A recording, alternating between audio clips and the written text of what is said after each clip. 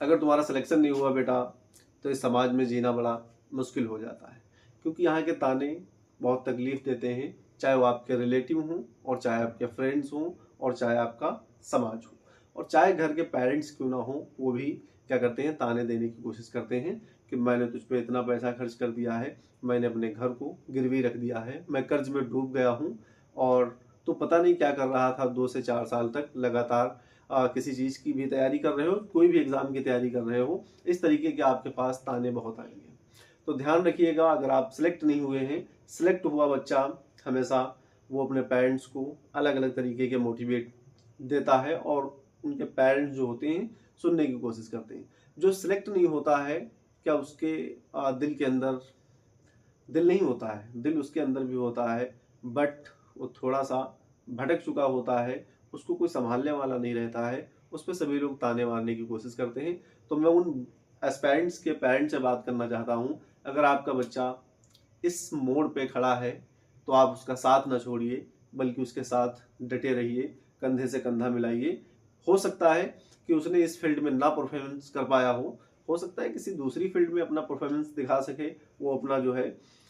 जलवा बिखेर सके कि इसके अंदर हम नहीं सक्सेस हो पाए हैं, तो हो सकता है किसी दूसरे क्षेत्र में हो सकता है। तो उससे क्या करें, उसको अधूरा ना छोड़ें, उसको उसके कंधे से कंधा मिला करके उसके साथ में डटे रहें। और ये समाज, ये लोग, दोस्त, girlfriend, parents, sister, brothers, relative, ये सब बोलेंगे अगर तू पढ़ता था तो फिर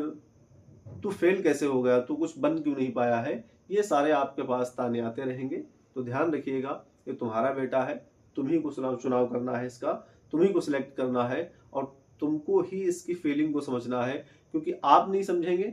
तो फिर कौन समझेगा, समाज तो समझेगा नहीं। समाज ये अपनी ज़िंदगी को 10 से 12 साल, 18 साल, 20 साल की लाइफ को अपना एजुकेशन सिस्टम में लगा के रखा हुआ है और फिर उसके बाद में सिलेक्ट नहीं हुआ है तो क्या उसको तुम छोड़ दोगे।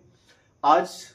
कुछ ऐसे पेरेंट्स होते हैं, मैं सभी पेरेंट्स की बात नहीं करता हूँ, बहुत ऐसे पेरेंट्स होते हैं जो मिडिल क्लास के हों या हायर क्लास के हों। हायर क्लास के तो ऐसा नहीं बोलते हैं क्योंकि उनके पास तो बहुत ज़्यादा पैसा होता है। मिडिल क्लास के जो पेरेंट्स होते हैं वो अपने बच्चे को पढ़ाने के लिए जी तोड़ मेहनत करते हैं, एक एक पाई जोड़ करके उसकी फीस का इंतजाम करते हैं और फिर उनका बच्चा अगर सेलेक्ट नहीं हो पाता है, उनका बच्चा अगर सक्सेसफुल नहीं हो पाता है,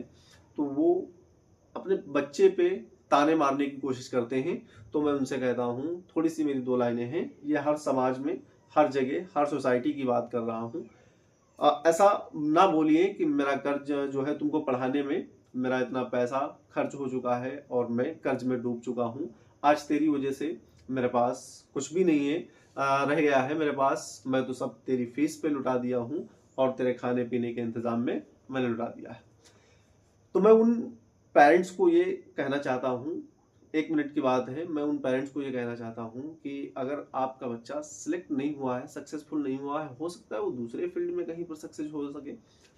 सिलेक्ट हो सके, तो इसलिए ध्यान रहे, उसको ताने ना मारें, बल्कि उसके कंधे से कंधा मिला करके और उसको दूसरे रास्ते पे लगाने की कोशिश करें और उसका साथ दें, ताकि वो दूसरी फील्ड में अपना कैरियर बना सके और अपनी जो है अपना परफॉर्मेंस दिखा सके कि हाँ मैं वहाँ पे नहीं सिलेक्ट हुआ तो यहाँ पर मैं इस कार्य को करके दिखाऊंगा। और ये उसका जुनून बनाइए, उसको शाबाशी दीजिए कि बेटा वहाँ पर नहीं हो पाया है, कोई बात नहीं, मैं तेरे साथ खड़ा हूँ, मैं तू जो करना चाहे उसमें कर, मैं तेरे साथ में खड़ा रहूँगा। और मैं उन एस्पेरेंट से ये कहना चाहता हूँ कि उन आंसुओं की भरी जो आंखें हैं, उन आंसुओं की भरी हुई आंखों को जरा एक बार देखिए कि जो अभी पढ़ रहे हैं, 1 साल हुआ है, 1.5 साल हुआ है, किसी भी तैयारी में जुटे हुए हैं, अगर वो लापरवाही कर रहे हैं, इंस्टाग्राम के रील स्क्रॉल कर रहे हैं, तो जो तुम्हारे पेरेंट्स एक एक पाई जोड़ जोड़ करके तुम्हारी फीस के लिए इंतजाम करते हैं, उनकी जो आंखें हैं, आंसुओं से भरी हुई आंखें हैं, जरा एक बार उन आंखों में झांक करके देखिए, क्या उसमें दर्द झलक रहा है। वो अपने पेट को काट करके तुम्हारी फीस का इंतजाम करते हैं, वो कपड़े नहीं पहनते हैं, तुम्हारे लिए अच्छे कपड़ों का इंतजाम करते हैं, उनके पैरों में चप्पल नहीं होते हैं, तुम्हारे पैरों को नुकसान ना पहुंचे, इसलिए तुम्हारे पैरों में चप्पल अच्छे से अच्छे दिलवाते हैं, ताकि उनका बेटा दिल्ली में पढ़ रहा है, उनका बेटा लखनऊ में पढ़ रहा है, उनका बेटा बड़ी बड़ी सिटीज़ के अंदर पढ़ रहा है, ताकि वहाँ पे कंपटीशन बहुत होता है, तो अलग अलग तरीके से उनके खाने पीने के इंतज़ाम। अब ये उनके पास अवेलेबल रहता है, बट यहाँ पर फैमिली में जो पेरेंट्स हैं या ब्रदर्स हैं, सिस्टर्स हैं, उनको खाने के लिए मिल रहा है या नहीं मिल रहा है। बट तुम्हारी फीस का, तुम्हारे खाने पीने का, तुम्हारे कपड़े का, रहने का इंतज़ाम एक सुपर फास्ट क्लास वालों की तरह होता है। तो ध्यान रखिए, उन आंखों में जो आंसू भरे हुए हैं उनको देख करके, उनको झांक करके आज अगर मेहनत तुम कर लेते हो तो कल ये मंजर नहीं देखने को आएगा, ये मंजिल नहीं देखने को आएगी कि तुम सिलेक्ट नहीं हुए हो। इसलिए ध्यान रखना है, लगातार कंसिस्टेंसी से मेहनत करते रहें और क्लैरिटी से अपना क्लियर करते रहें हर एक कॉन्सेप्ट को, किसी भी क्लासेस को मिस ना करें। बस ध्यान रहे, टीचर कोई भी हो, सब बेस्ट टीचर होते हैं। अपने आप को सिलेक्ट करना है कि हम किस टीचर से पढ़ना चाहते हैं और क्या कौन सा टीचर आपको समझा सकता है। दुनिया का कोई भी टीचर हो बेस्ट ही बताएगा, कोई आपको गलत नहीं बताने वाला है। बस ध्यान रहे, तुमको सिलेक्ट करना है कि हमको किस टीचर से पढ़ना है। अगर आपके पास पैसे नहीं है, अब तो बहुत इजी हो गया है, यूट्यूब पे एआई सिस्टम्स, कहीं से भी आप पढ़ सकते हैं। आपको पढ़ने के लिए जाना पड़ता था, अब तो आपके पास एजुकेशन खुद चल के आई है। क्या कहते हैं, प्यासे के पास कुआं जाता है और कुआं कभी प्यासे के पास नहीं आता है। तो ये गलत बात है। मैं अगर बोलूँ तो सीधी सीधी सिंपल सिंपल तरीके से बात बोलूँ तो यहाँ पर आजकल वो जो कहावत थी वो थोड़ी सी उल्टा एजुकेशन सिस्टम में मुझे नजर आ रही है। आजकल कुआं तो घर पे है, सॉरी, कुआं तो उसके घर पे चल के आता है और प्यासा घर में लेटा हुआ रजाई में रील स्क्रॉल कर रहा है इंस्टाग्राम की। तो ध्यान रहे, कुआं तुम्हारे पास चल के आया है तो इसका मिसयूज ना करें, बल्कि इसका यूज करें और इसमें से थोड़ा थोड़ा एक एक बाल्टी पानी निकालते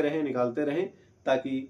एक टाइम ऐसा आएगा कि आपके पास बहुत कुछ ज्ञान का भंडार हो जाएगा, जिससे आप किसी भी एग्जाम को क्वालिफाई करने के लिए अवेलेबल हो जाएंगे। बस ध्यान रहे, कंसिस्टेंसी और क्लैरिटी दोनों हाथ में होनी चाहिए। समझ लेना कि मैं इस जंग को फतेह कर चुका।